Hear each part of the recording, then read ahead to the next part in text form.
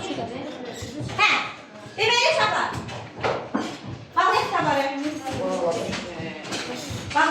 Bağlayaq tez. Başladıq. Əl qaldırma başlayırıq. Əsərimizin adı nədir? Nurəddin. Kamil. Nurəddin. Düzdür. Yaxşı. Nurəddin atasının adı nədir? Nicat. Hacısı kimə yaxşılıq edir? Kimə yaxşılıq edir? Xədicə. Mən yolda gedəməkdən tacirəm. Hansı tacirın adı nə? Haralı Lalə. Bir dəqiqə Lalə. Rəhim. Rəhim haralıdır? Götür. İranlıydı. Bəli, İranlıydı. İranlı bir tacirə yaxşılıq edir. Düzdür? Yaxşı. Yaxşı Allah. Deməli, siz mənə deyin görüm. Hazrəsinin həyat yoldaşının adı nə idi? Həlimə. Həlimə. Yaxşı Allah. Siz mənə deyin görüm. Həlimə, Nurəddinin neçə yaşına çatanda dünyasını dəyişir? Bəli, 8 yaşına çatanda Həlimə dünyasını dəyişir. Düzdür? Yaxşı. Bundan sonra Hazrəsiz kimlə ailə qurur? Gülpəri ilə ailə qurur. Düzdür? Yaxşı. Gülpərinin xarakteri və görünüşü necə idi? Gülbiyə? Mən yolda iki dolu qızıydı. Ayşə. Xarakteri də bəli. Xarakteri də bəli. Yaxşı. Uşaqlar, Hacı Nəsirin evlənməkdə məqsədi nə idi? O niyə ailədir? Bəli, o buna yaxşı almaq istəyirdi ki, analıq eləsin onu. Yaxşı. Yaxşı abla, bəs deməli, Hacı Nəsir ailə qurur, Gülpərini gətirir evinə. Bəs Gülpəri uşaqla necə rəftar edir? Yaqlayeva. Bir səfəri hər dəfə onu döyüb eləyirdi. Aha. Evə geç gəldi döyürdü. Aha, bir dəfə evə gec gələndə döymüşü kim gəlir görür? Atası gəldi gördü. Döyüb əsəbdən getdi marketdə də Öz dükanına gedəndə dükandan gedəndə yolda ürəyi tutub və dünyasını dəyişir. Bundan sonra Gülpəri necə davranmağa başladı?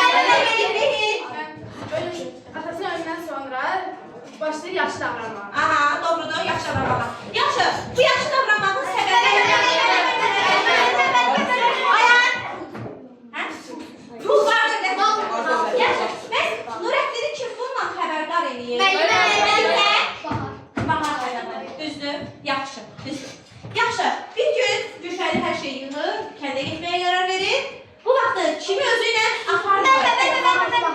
Bəli, Baharı özü ilə aparmır, düzdür? Yaxşı. Baharı özü ilə aparmır və bundan sonra yolda onlar kimlə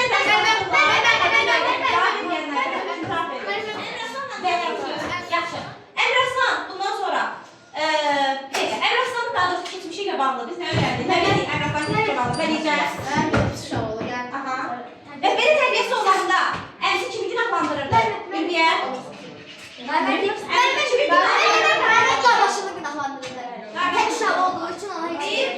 O qardaşı Tanrı verdi, günahlandırırdı ki, uşağına düzgün tərbiyə verər. Tanrı verdi, iman verdi, Tanrı verdi, günahlandırır.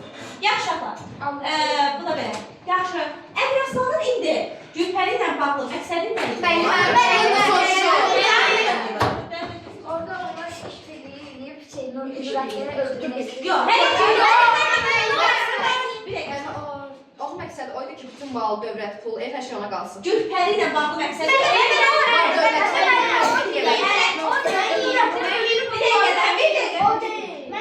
Bir dəqiqə bir olur, bir dəqiqə qoyun. Belə. Hələ Əmraslanın məqsədi başqa Gülpəri qaldı. Onun məqsədi o deyil ki, Gülpəri heç bir eləsin. O Gülpəri də başına alacaq hələ. Onun məqsədi o idi ki, Gülpərini var dövlətlər evinə ələ keçirsin. Ayşə. İndi amma uşaq Hacı Nəsirin evi də var. Hacı Nəsirin var dövləti də var. İndi istəyir ki, yenidən Gülpəri ilə ailə qursun. Aha, gəlirlər evə. Nurəddin niyə sevinirdi kəndə gedəndə? Niyə sevinirdi? Çünki o babasının yanına gedir. Bəli. Allah verdi ilə yaxşılıq verdi. Yaxın necə olur ki, Nurəddin dilənməyə məcbur olur. Xədicə? Sağ ol. Çörəksiz qalır. Nurəddin bəli. Dilənməyə məcbur qalanda Nurəddinin başına hansı iş gəlir? Yatılı evə. Bu evdə aparan kim idi onu? Kim aparır evə? Rəhim? Ay, sağ ol. Hansı ki əvvəldə Hacı Nəsir yaxşılıq eləmiş ya? Həmən Rəhimdə indi o da imkanlıdır. Və yaxşı, hardan tanıyırlar ki bu həmən Rəhim? Ayan?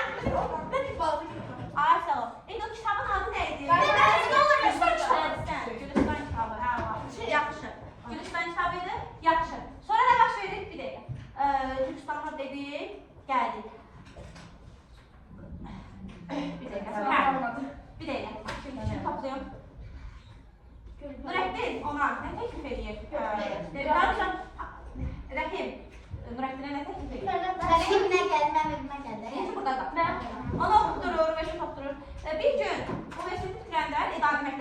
oğlaqlıq verir. Həmin gün kimlə rastlaşır? Gülpəri ilə. Gülpəri ilə rastlaşır. Yəni, Gülpəri gətirək bək. Gülpəri keçmişlə bağlı. Hansı var rastlaşır? Ayxan? Ben diyeyim ki o her şeyi kumarda olur.